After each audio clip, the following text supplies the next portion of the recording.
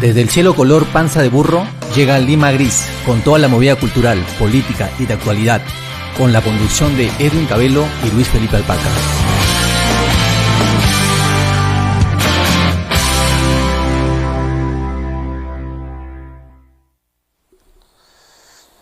Buenas tardes a todos, soy Luis Felipe Alpaca y este es su programa Lima Gris Radio. Llegamos a ustedes gracias a Lima Gris TV, para el Perú y el mundo. Estamos en vivo y hoy nos acompaña un experto en gestión pública y patrimonio cultural. Me refiero a Carlos Alberto Villafuerte. Él es licenciado en Administración, ¿no?, y maestro en Gestión Pública. Él conoce todos los entretelones de cómo debe funcionar un aparato en el Estado, ¿no? Porque más allá de lo político, todas las instituciones del Estado tienen una serie de reglamentos, hay una ley de contrataciones, una ley administrativa, y muchas veces la opinión pública, incluso algunos políticos y gobernantes, desconocen estos entretelones que son importantes para que los ministerios, entre otras entidades, puedan tener un funcionamiento adecuado y saneado para que se cumplan licitaciones, obras públicas, contrataciones, etcétera, entre otras obras. Hola Carlos, bienvenido y muchas gracias por acompañarnos. Muy buenas tardes, amigos de Lima Gris. Siempre gustoso de atender cualquier pregunta de ustedes. Claro, ahora estamos un poco sorprendidos porque ya a 3 o 4 días ya se va a dar una toma de mando, ¿no? Ya el gobierno de encargatura va a dejar Palacio de Gobierno en breve y va a ingresar el nuevo presidente proclamado, Pedro Castillo, ¿no? En ese sentido se va a conformar el nuevo Poder Ejecutivo a través de otros agentes y otros políticos e integrantes. En ese sentido, el Ministerio de Cultura, sorpresivamente, ayer a través de un decreto supremo, el 014-2021 MC, acaban de hacer un cambio al ROF, que es el Reglamento de Organización de Funciones. Y esto es raro porque prácticamente luego de una gestión prolongada, ¿cómo es posible que se emprenda este cambio, no? Repito, a puertas de una nueva toma de mandos. En principio quisiera preguntarte, para que nuestros oyentes se contextualicen, ¿qué cosa es un ROF, no? Para que podamos entender. O sea, ¿qué es un reglamento de organización y funciones en un órgano del Estado? ¿Cómo no? El ROF, conjuntamente con el organigrama, viene a ser el instrumento de gestión más importante de toda la dependencia pública, porque ahí está graficada las relaciones de autoridad, de subordinación y los niveles. Hay órganos de control, de asesoría, de apoyo, órganos de línea. Por tanto, es fundamental que esté bien diseñado para el logro de los objetivos que fue creado el Ministerio en el 2010, ¿no? Ya se ha cumplido 11 años hace pocos días. Ya, en ese sentido, debemos recordar que durante la gestión del expresidente Ollanta, ¿no?, el Ministerio de Cultura, bueno, nació en el 2010, pero concretamente empezó a funcionar en 2011, y en el año 2013 emitieron el Decreto Supremo 005-2013 MC, que fue firmado precisamente por el ministro de Cultura de aquel entonces, Luis Peirano, y conjuntamente con el jefe de Estado, Ollanta Humala. Resulta que ese reglamento de organización de funciones ha funcionado durante 8 años, ¿no? Y ayer emiten este nuevo decreto, ¿no?, el 014, que va a funcionar en lo sucesivo en el nuevo portafolio del Ministerio de Cultura. ¿Qué implicancia traería ello? Bien, Si me permites, algunas atingencias. Perfecto. Lo que es cultura se empieza a tomar importancia a nivel mundial a raíz de los organismos que fueron apareciendo post Segunda Guerra Mundial, dado de que en la Segunda Guerra Mundial hubo mucha destrucción de obras de arte, construcciones, vestigios, etcétera. Y acá en el Perú se forma en el año 62 la Casa de la Cultura, 10 años después el Instituto Nacional de Cultura, en el 72, y como tú has dicho, en el 2010 el Ministerio de Cultura. En el 2011, por Decreto Supremo 1 de 2011, se aprueba el primer reglamento, que dura hasta el 2013 con el Decreto Supremo 5. Y ahora tenemos este Decreto Supremo publicado ayer, que entra en vigencia hoy, pero con algunas curiosidades. Me refiero a que el dispositivo aprueba la sección primera del ROF, con 3 títulos y 54 artículos cubriendo hasta los órganos desconcentrados, pero deja a 15 días aprobar la segunda disposición, ¿no? O sea, la segunda sección, que seguramente va a considerar los órganos adscritos, ¿no? La biblioteca, el museo, la universidad, la orquesta sinfónica, en fin, el Canal 7, ¿no?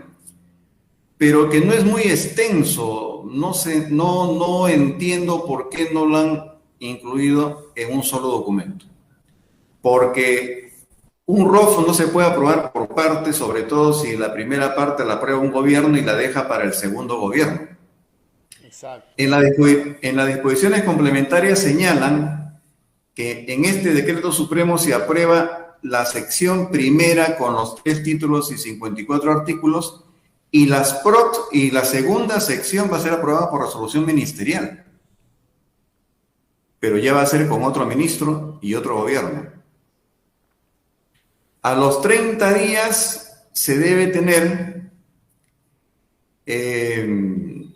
ya la aprobación de las 2 secciones, o sea, el ROF completo. Y a los 60 días se debe aprobar un cuadro de asignación de personal provisional. Conozco Servir y no hay ese documento, ¿eh? Es cuadro de asignación personal, se sustenta la necesidad y es permanente una vez que se aprueba, no hay aprobaciones por partes. Esto es muy observable, dado de que no se sostiene en forma legal y normativa, porque al próximo gobierno no le va a hacer gracia tener que aprobar algo. Más bien podría observar todo y hacer un documento completo como corresponde. Los ROF no se aprueban por partes. Se actualizan después. Las actualizaciones, así como la reforma de la Constitución por el artículo 206, se puede hacer, pues, no, por partes. Pero todo un documento se tiene que aprobar completo. Una pregunta, para este tipo de cambios, probablemente abruptos, ¿se necesita una justificación? Es decir, ¿se tiene que sustentar o tiene que haber una exposición de motivos que explique por qué se tiene que hacer estos cambios, o es de una forma así abrupta? Bueno, en la dación del ROF del año 2013 hubo una exposición de motivos. Obviamente se tiene que explicar por qué se está cambiando. En este caso, el Decreto Supremo 14 se acoge al Decreto Supremo 054 del 2018, que señala lineamientos para actualizar la organización de las dependencias. Es decir, toda dependencia está en la potestad y obligación de irse actualizando porque constantemente van saliendo normas. Por ejemplo, en marzo pasado la Contraloría ha emitido los lineamientos para el control interno. El control interno lo hace pues todo jefe de cualquier dependencia y órgano estructurado, ¿no? Por ejemplo, en el Ministerio de Cultura existe un órgano, la Dirección Desconcentrada del Callao, por ejemplo.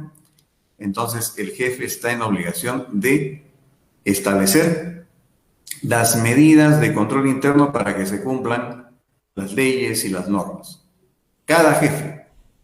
Y se llama control interno. Mucha gente equivoca y piensa que es el OSI, el órgano de control institucional. Eso corresponde ya a dependencia de la Contraloría. En este caso, cada jefe tiene que controlar la gestión de sus trabajadores y los productos que genera como dependencia. De tal forma que... Sí, dime. Bueno, pero hay también algunas diferencias, si bien prácticamente están el número total de artículos, por ejemplo, basados en el decreto 005 de anterior, aquí por ejemplo en un artículo, creo que es el número 3, sobre la potestad sancionadora. ¿Qué tales eran los niveles sancionadores del decreto anterior?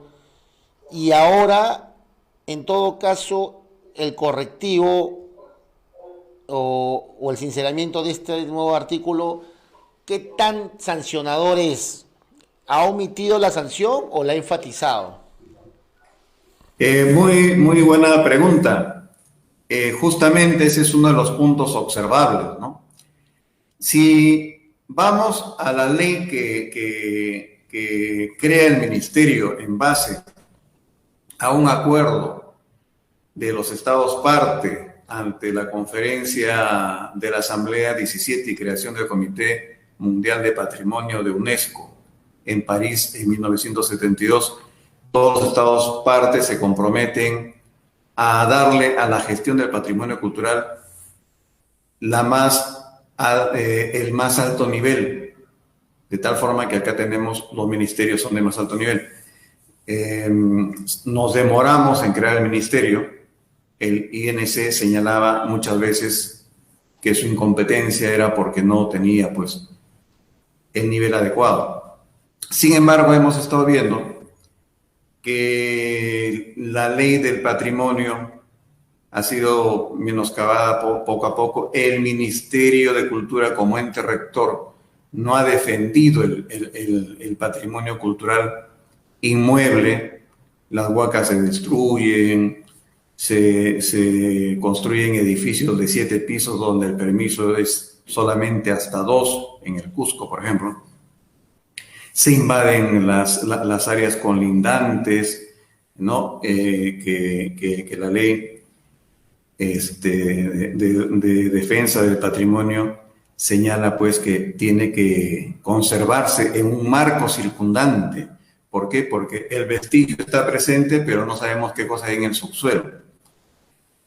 Y a pesar que tenía esta potestad sancionadora en el Decreto Supremo del 2013, y a pesar que existen en el Código Penal penalidades al respecto, los entes, los operadores, como la policía y el mismo Poder Judicial, no eran entendidos del tema y no se ha tenido mucho éxito. Es más, el área de defensa en el Ministerio de Cultura estaba a cargo de 5 personas que muy poco podían hacer, no se les daba respaldo. En el lapso de estos 7 años que han pasado, han surgido decretos supremos que han favorecido la destrucción. ¿Por qué? Porque antes pues, se pedía que se hiciera unos estudios de impacto, unos estudios de amortiguamiento, unos estudios de defensa del patrimonio, que el Ministerio de Cultura, acá en Lima, o las direcciones desconcentradas en provincias, tenían que aprobar los decretos supremos posteriores en base a la modernidad, han señalado de que pueden hacer su gestión una vez aprobada y que luego, bueno, pues se tramita la posible reparación que podría darse, que nunca se da. Entonces, sí. Termina la idea, por favor, porque ahorita hay una noticia último minuto, ¿no? Sí. Entonces, si antes ya había problemas y ahora ya no se coloca esa potestad sancionadora, sino entre líneas mencionan, ¿no? Yo creo que sigue en riesgo el patrimonio cultural, que puede ser nuestro motor de desarrollo. Ya, precisamente es interesante que vamos a conversar más allá de las normativas y de los procedimientos administrativos y el ROF, que son unos temas que a veces suenan engorrosos. Antes de ello, bueno, tengo un dato de último minuto, ¿no? Dicen que en este momento el presidente electo Pedro Castillo se dirige al Ministerio de Cultura precisamente para recibir sus credenciales, ¿no? Interesante esta noticia de último minuto. Pero también déjame decirte que hay un comentario, ¿no?, de un oyente, Julio Puntriano Suárez, ¿no?, que él discrepa un poco de lo que mencionaste hace un momento, ¿no? Él dice que existen modificaciones parciales del ROF, vale decir, del Decreto Supremo 054-2018 que mencionaste, y existen los CAP, ¿no?, provisionales, que se encuentran contemplados en la normativa emitida por el Servir, en tanto transiten al servicio civil. Debe revisar la normativa porque confunde, ¿no?, a los que escuchamos. O sea, está cuestionando un poco lo que mencionaste hace unos momentos. No sé si hay una rectificación o es exactamente así. Bueno, seguramente la persona que ha intervenido es un experto, ¿no? Pero si lo consideramos seriamente, yo vengo proponiendo desde hace muchos años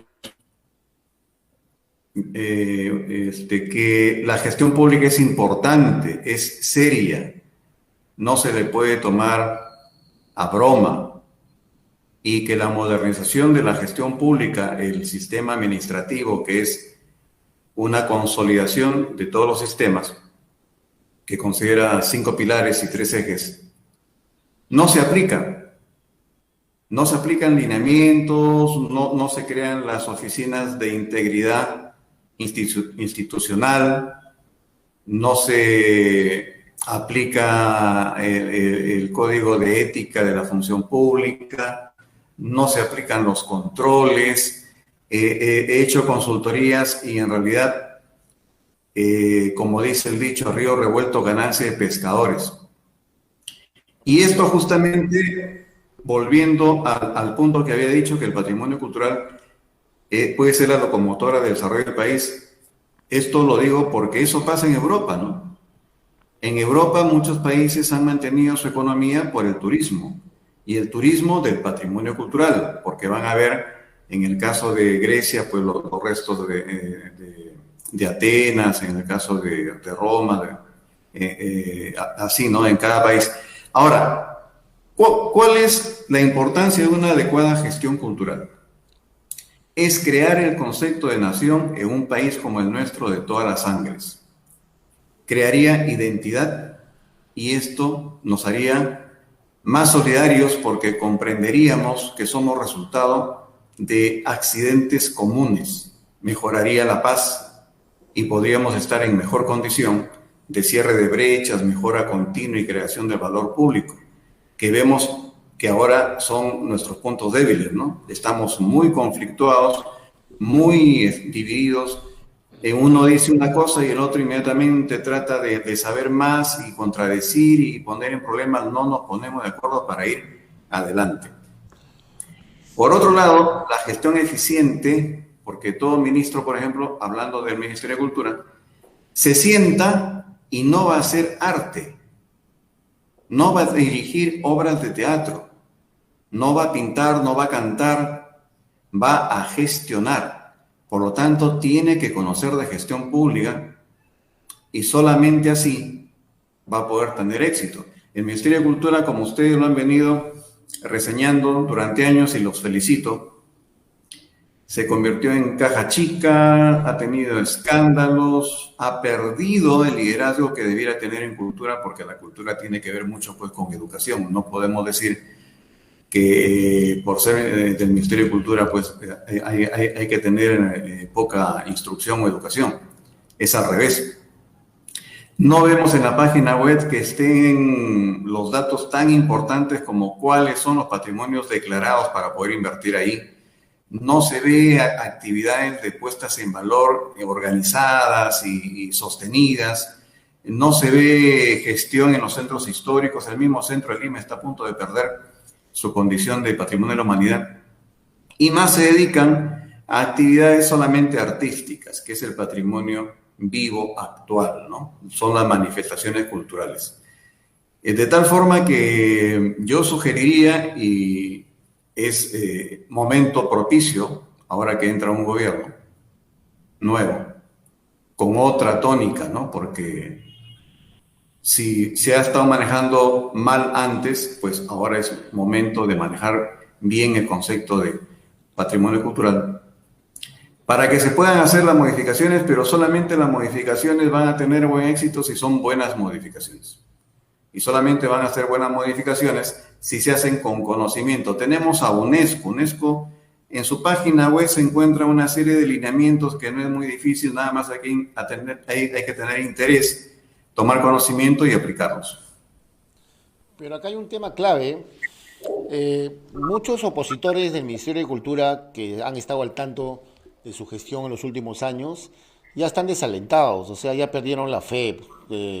Como tú lo has mencionado, han comprobado a través de la noticia, de algunas denuncias, de que el Ministerio de Cultura ha servido para todo, es decir, caja chica, agencia de empleos, un recinto para acobijar a los amigos de los gobiernos de turno, etcétera, viajes dorados, contrataciones millonarias de cosas superfluas, etcétera, menos para lo que realmente fue creado, ¿no? Entre otras direcciones, como tú lo has mencionado, básicamente para defender el patrimonio cultural nacional, tanto material como inmaterial.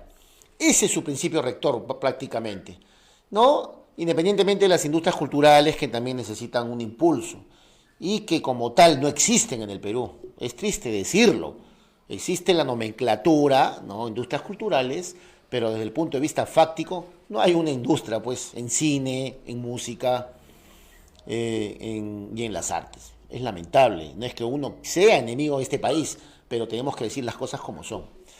En ese sentido, como la gente está desalentada y los entendidos también, por más que ahorita haya un nuevo gobierno, va a asumir la cartera probablemente el nuevo ministro o ministra, esa gente dice, tiene que haber una poda total, una poda generalizada del Ministerio de Cultura, porque tienen que entrar nuevos espíritus, nueva gente, ¿no? Un nuevo color, una nueva temática, etc. Sin embargo, creo que hay una ley reciente de que homologa, o mejor dicho, reconoce a los CAS, ¿no? Los contratos CAS de nombrados.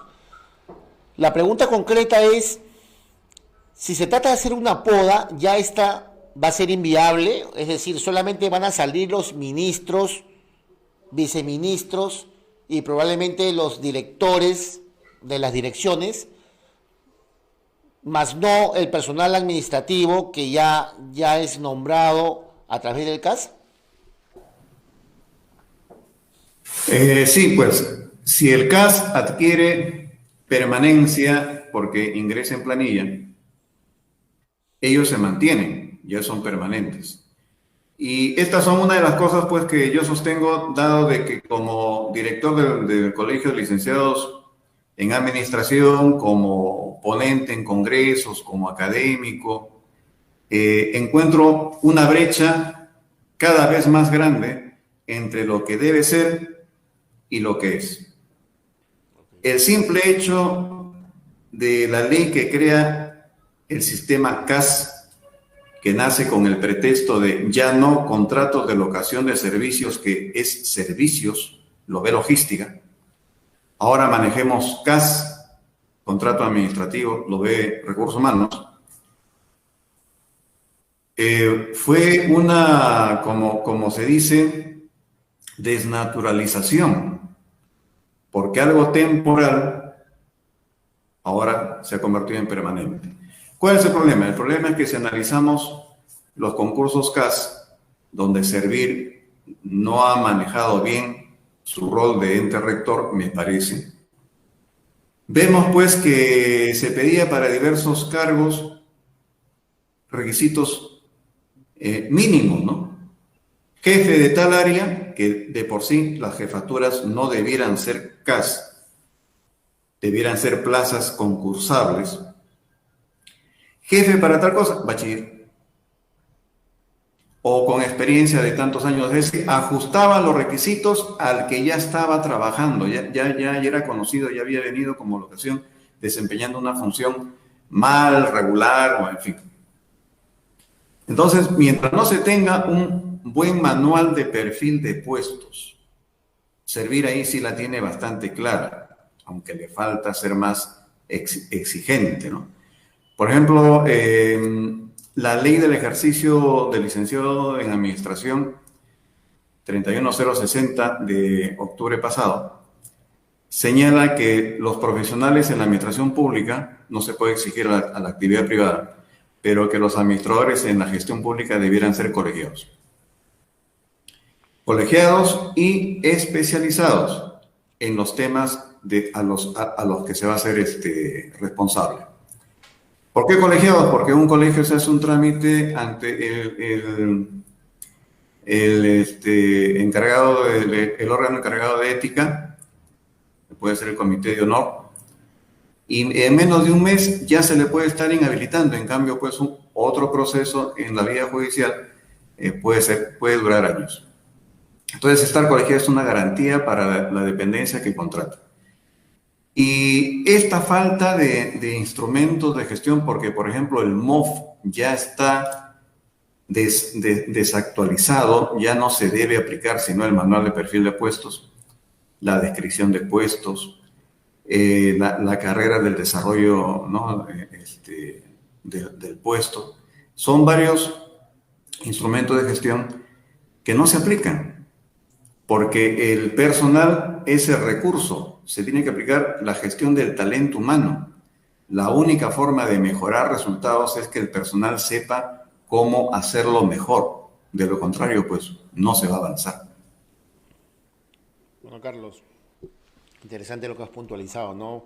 Pero obedece a una estructura, ¿no?, ordenada de procedimientos y de ítems y de cosas que seguir, que muchas veces los propios servidores públicos desconocen, ¿no? A veces a última hora se ponen en cursos de talleres para poder tener una inducción sobre estos procedimientos. En realidad es un poco confuso, ¿no?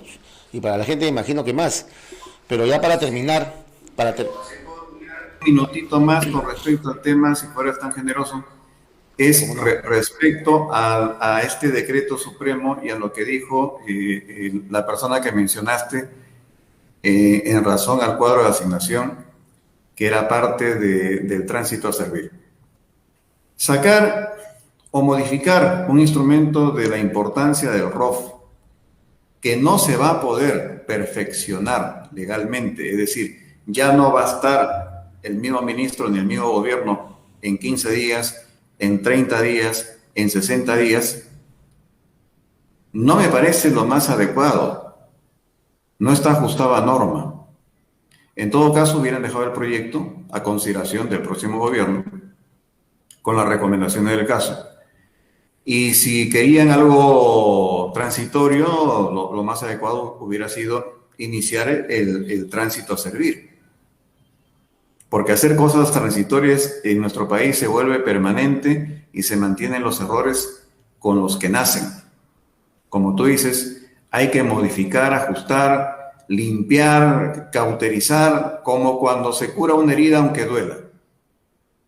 De lo contrario viene el problema de lo que decía González Prada, donde se pone el dedo, salta la pus. Ahora, Acá encuentro en este decreto supremo algo muy rápido, que por ejemplo se ha debilitado el viceministerio de Patrimonio Cultural e Industrias Culturales. Industria cultural debería estar aparte, son cosas totalmente distintas. Se ha reducido de 5 direcciones generales a 4. En cambio, el viceministerio de Interculturalidad aumenta de 2 direcciones generales a 3. Entonces se ha fortalecido lo que es más valioso, porque perdiéndose ya no hay forma de recuperar lo que es el patrimonio cultural, y se ha fortalecido lo que también es muy importante, ahí no hay problema que se aumente, ¿no? Que se genere más, pero me preocupa el patrimonio cultural. Se pierde y no hay forma de recuperarlo. En el artículo 48 se habla de los órganos desconcentrados, DDC. ¿no? Y en el siguiente se habla de las direcciones desconcentradas que dependen del despacho ministerial. No ha cambiado nada desde que estuve en el año 2012. Y esto es absurdo, porque el ministro no va a recibir pues a las 25 direcciones desconcentradas que se señala en el decreto supremo que existen por cada región. Y en el Perú no hay regiones. Hay gobiernos regionales, y si se refiere a lo mismo, entonces estaríamos hablando de que piensan transferir las competencias, así como se ha transferido salud, educación. Entonces, existen direcciones desconcentradas por departamento. Así es. Para mantener la política nacional, que es bueno tener una unidad de gestión del patrimonio cultural. Entonces, encuentro que el documento tiene errores de concepto, errores de modelo, errores de gestión. No se justifica el hecho de sacarlo en esta época y legalmente no es aplicable. Entonces, podríamos decir que lo han hecho ante río revuelto y probablemente haya una ganancia posterior de pescadores. Habría que ver qué va a suceder con la nueva gestión del Ministerio de Cultura. Han querido amarrar al que viene lo que ellos no han terminado ahora. Ojalá lo hayan coordinado. Carlos, se nos fue el tiempo. Por favor, tus palabras finales, brevemente, sobre el Ministerio de Cultura. ¿Qué necesita para que salga de ese legado oscuro que ha tenido en los últimos 10 años? Creo entendido que probablemente llegue a operar en Cusco, pero más allá de eso, ¿qué necesita el Ministerio de Cultura más allá de la voluntad política de defender el patrimonio cultural? Sería ideal que las personas que tienen voz y voto en el nuevo gobierno le miren con más detenimiento, porque se puede suponer, dada los lineamientos de campaña, que ellos van a apreciar la herencia cultural, ¿no? Que es andina. Y si es así, entonces hay que poner a un buen gestor, a alguien que conozca de gestión cultural, alguien que conozca de gestión pública. Porque, por ejemplo, en los 11 años que tiene el Ministerio de Cultura, no modificó la ley del patrimonio del patrimonio cultural de la nación, porque ahí en todo el texto habla del INC y debiera haber sido reemplazado por el Ministerio de Cultura. En los 11 años no ha generado cursos o libros que se difundan en la EBR, en la educación básica regular, para que los alumnos conozcan y capten el concepto de lo que es el patrimonio cultural, nuestra herencia, para tener más orgullo, más dignidad, más identificación. Entonces, espero de todo corazón que en este bicentenario, quien esté a cargo de la cartera de cultura, pues, sepa lo que va a hacer. Bueno, Carlos, encantado por tus opiniones, ¿no? Y muchas gracias por acompañarnos hoy. Probablemente vamos a contar contigo en otra edición para hacer una opinión sobre cómo va a marchar el Ministerio de Cultura en los próximos meses. Encantado. Con todo gusto. Con todo gusto. Felices fiestas. Hasta pronto. Igualmente. Igualmente. Bueno, hemos conversado con Carlos Villafuerte, ¿no? Él es administrador, magíster, experto en gestión pública, ¿no? Ha tenido experiencias en diferentes órganos del Estado y nos ha hablado un poco sobre en qué consiste el reglamento de organización y funciones que tienen todos los ministerios. En este caso, hemos conversado con respecto al Ministerio de Cultura, que, repito, ayer han publicado, ¿no?, el Decreto Supremo 014-2021, que va a reemplazar al que fue publicado en 2013 en la gestión de Luis Peirano con el gobierno de Ollanta, que es el 005. Y ahí este decreto contempla 54 artículos, pero hay un tiempo para poder continuar con los cambios. Entonces, ¿por qué así, a puertas de salir? O sea, ¿qué explicación tiene? ¿Qué trasfondo tiene esto? ¿No? Ya Carlos nos ha dicho que hay algunos artículos que difieren un poco de las verdaderas contingencias que protegen los patrimonios, ¿no? Y, por ejemplo, en el tema de las sanciones, ¿no? Hay un artículo en este nuevo decreto que sería muy débil en el tema de las sanciones en comparación al decreto anterior, que ya fue derogado, ¿no? Entonces, por ejemplo, si hacemos un ejemplo así rápido, hoteles como el de la calle Sapi de Cusco, que todos sabemos que ya tiene una sentencia judicial que se tiene que acatar y no se ha acatado, ha tenido que ser demolido. Probablemente proyectos como este tendrían ventajas, pues, porque no habría una acción sancionadora ejemplar, ¿no?, y feroz. Entonces, vamos a estar atentos ante la nueva normativa con respecto al ROF y cuáles van a ser sus efectos, ¿no?, a partir de la nueva gestión del portafolio de cultura, porque tampoco todavía sabemos quién va a ser el ministro o ministra de Cultura en este nuevo régimen de Pedro Castillo. En fin, nosotros seguiremos atentos. Por ahora, eso ha sido todo. Muchas gracias y hasta la próxima.